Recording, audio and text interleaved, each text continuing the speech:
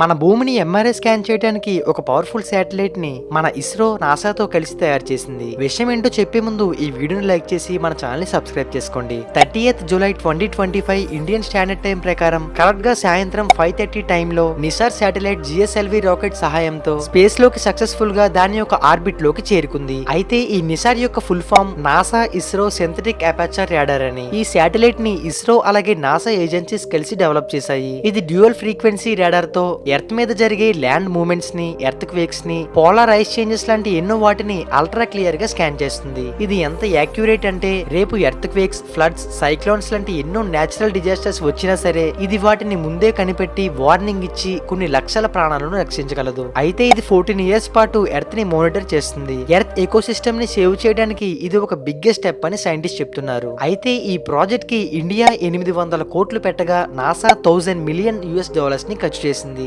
అయితే ఈ నిసార్ మిషన్ మీద మీ అభిప్రాయం ఏంటో కామెంట్ చేయండి.